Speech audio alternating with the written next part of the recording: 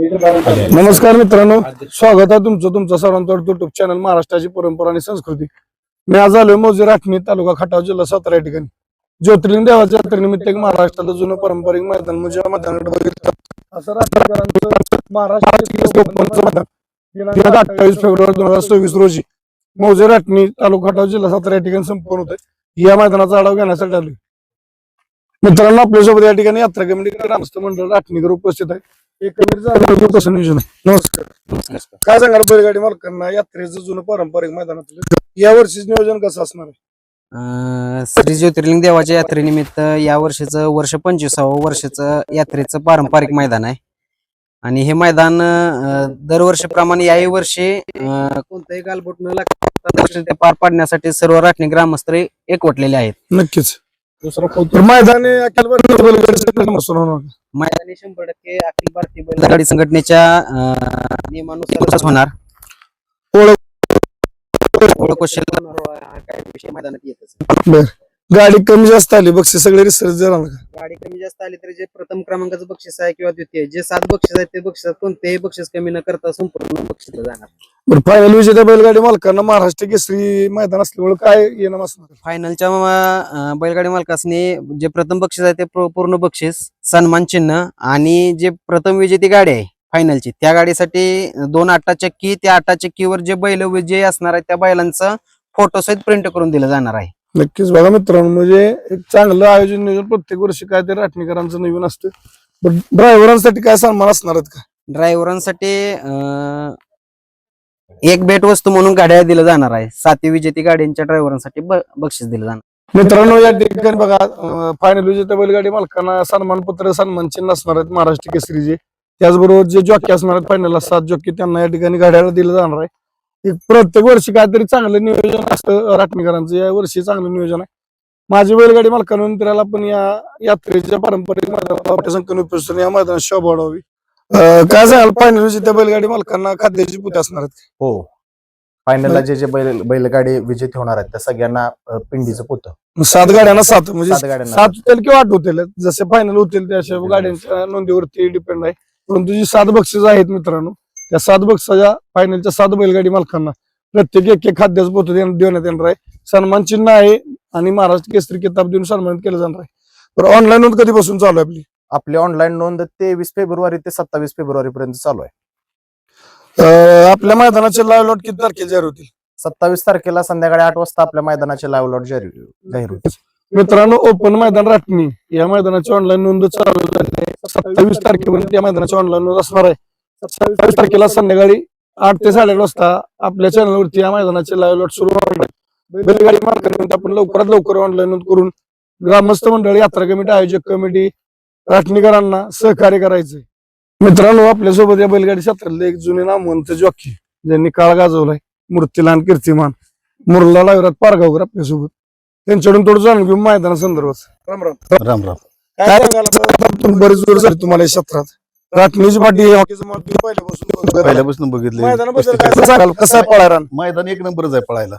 आणि कसं आहे उराटे जाग्यापासून, बर, त्यामुळे काय ओपनच्या मैदानाला एक नंबर पल्ला बी ठेवलाय भरपूर. 900 950 फूट पल्ला आहे. पाहुणार आमच्यासारखा तरी जेवायला म्हणते ती, बर. पण हिथं काढून तिथं काढून असं. काय सांगाल बैलगाडी मालकांना तुम्ही राठणी मैदाना संदर्भात? हे राठणीचं मैदान पारंपरिक मैदान आहे यात्रेचं. पहिल्यापासून आम्ही तुकाराम बीज ज्योतिर्लिंग यात्रा आम्ही वाट बघत असायचो राठणी मैदान का व्हायचे. म्हणजे खेळायला चांगलं, इथं उशिला काही चालत नाही आणि रान चांगला आहे पळायला. बैलगाडी मालकांना म्हणून बैलगाडी मालकांना या मैदाना संदर्भात काय आव्हान करा? इथं काय म्हणजे बक्षीस कमी जपा काय होत नाही, कटिंग बिटिंग तसलं काय होत नाही. गाड्या कमी जपायला किती बी गाड्या होत्या, जे जाहिरात बक्षीस ठरलेलं आहे ते बक्षीस मिळणार. मित्रांनो, आपल्यासोबत या ठिकाणी प्रसिद्ध ब्लॉगर रजिस्ट्रार सुयश थोरात आपल्यासोबत. सुयश कडून जाणून घेऊ त्याच्या गावचं मैदान आहे. सुयश, नमस्कार. नमस्कार. काय सांगशील बैलगाडी मालकांना मैदान संदर्भात, ऑनलाईन नोंद संदर्भात? तर आता मैदानासंबंधी सांगायचं म्हटलं तर आपलं हे जुनं आणि पारंपरिक मैदान आहे. आता मुरला ड्रायव्हरनी पण आपल्याला सांगितलं की ह्या मैदानाची परंपरा लय जुनी आहे. बरोबर. आणि आमची जी कमिटी आहे या कमिटीमध्ये कोणता वशिला वगैरे काय चालत नाही किंवा काय, आणि त्यामुळे मैदान हे पारदर्शक होणार आहे. त्यामुळे समस्त बैलगाडी मालकांनी एक नोंद घ्यायची की आपली गाडी लवकरात लवकर नोंद करून कमिटीला सहकार्य करायचं. आणि बाकीचं तुमचं काय असेल ते आम्ही सगळे सहकार्य करणार. कोणाच्यावर अन्याय होणार नाही याची पूर्ण जबाबदारी आमच्या कमिटीने घेतलेली आहे. नक्कीच. रोळ गोष्टीला काय पाहून रावळा नाही नाही नाही अजिबात नाही. पाहुणारा वेळा आला की मग ड्रायव्हरने सांगितलं जेव्हा घरी या, घरी. जेव्हा या आमच्या इथं बिजा इथं महाप्रसाद असतोय तो खावा आणि माघारी जावा. फक्त इथं काय तसला वशिला चालणार नाही. नक्कीच. नाही महाप्रसाद पण दिला जाईल, दुसरा प्रसाद पाहिला तर म्हणजे दिला जाईल. नक्की नक्की. फक्त काय ओळख वशिला यात्रेचं मैदान आहे त्यामुळे पारदर्शक मैदान होत असतं. हो. ऑनलाईन नोंदी संदर्भात काय सांगतो? ऑनलाईन नोंद आता कालपासून चालू झाली आहे आणि 27 तारखेपर्यंत ऑनलाईन नोंद आपली चालू आहे. त्यामुळे लवकरात लवकर बैलगाडी मालकांनी आपली गाडी नोंद करून घ्यायची आणि 27 तारखेलाच आपल्या महाराष्ट्राची परंपरा आणि संस्कृती या चॅनलवरती करेक्ट 8 वाजता लाईव्ह लॉट आपल्या मैदानाचे जाहीर होणार आहेत. तर माझी बैलगाडी मालकांना विनंती आहे, ओपन मैदान राटणी या मैदानाची ऑनलाईन नोंद काल दिनांक 22 फेब्रुवारी पासून सुरू झाली आहे. ही नोंद 27 फेब्रुवारी संध्याकाळी 7 वाजेपर्यंत असणार आहे. 27 तारखेला संध्याकाळी 8 वाजता राटणी ओपन मैदानाचे लाईव्ह लॉट आपला सर्वांचा आवडतो युट्यूब चॅनल महाराष्ट्राची परंपरा आणि संस्कृती या चॅनलवरती लाईव्ह काढले जाणार आहेत. तर बैलगाडी मालकांना त्या कुठल्या अफवांना बळी न पडता मोठ्या संख्येने उपस्थित राहून या राटणीकरांच्या महाराष्ट्र केसरी ओपन मैदानात शोभा वाढवा ही विनंती करतो. आणि जाता आता ग्रामस्थांच्याकडून थोडं मैदानासंदर्भात थोडक्यात जाणून घेऊ. ज्योतिर्लिंग यात्रेनिमित्त हे मैदान भरवलं जातं. तर आमच्या गावात पहिल्यापासून अड्डा नव्हताच, पण या तरुण पिढीने हे आमच्यासारख्या लोकांना मध्यस्थी घालून सहकार्य करून हे अड्डा भरवलं. हे अड्डा एवढा चांगला भरवतात की या अड्ड्यामध्ये कुठलीही भांडणे, तंटा अजिबात काय होत नाही. नक्कीच. आणि आमचं गाव असं आहे की बाकी सगळे एकजुटीनं हजर राहतात. आणि गावकऱ्यांना माझी एवढीच विनंती आहे की यात्रा आहे ती आपल्या सर्व गावांची ज्योतिर्लिंग मंडळाची यात्रा आहे आणि यात्रा कमिटी बी सगळे सहकार्य करते आणि बैलगाडी कमिटी बी सगळ्या यात्रेला सहकार्य करते.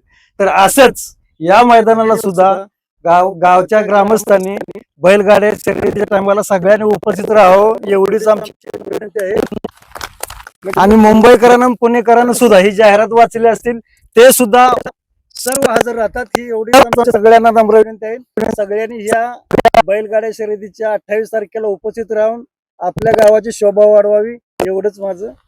नक्कीच. धन्यवाद. गावच्या यात्रेचं मैदान हे नावासाठी असतं, त्यामुळे नावासाठी कुठलाही ग्रामस्थाला असं वाटत नाही की आमच्या गावचं नाव खराब हो, त्यामुळे अखंड गाव झटत असतं.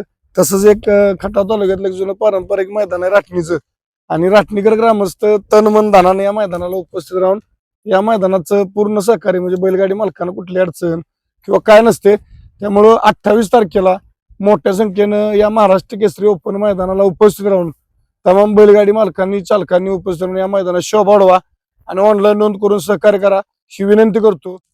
तरी बैलगाडी मालकांना माझा आता पुन्हा एकदा विनंती, राटणी ओपन मैदानाची ऑनलाईन नोंद सुरू झाली आहे. 27 तारखेपर्यंत या मैदानाची ऑनलाईन नोंद असणार आहे. 27 तारखेला संध्याकाळी 8 ते 8:30 वाजेपर्यंत आपल्या चॅनलवरती लाईव्ह लॉट काढले जातील.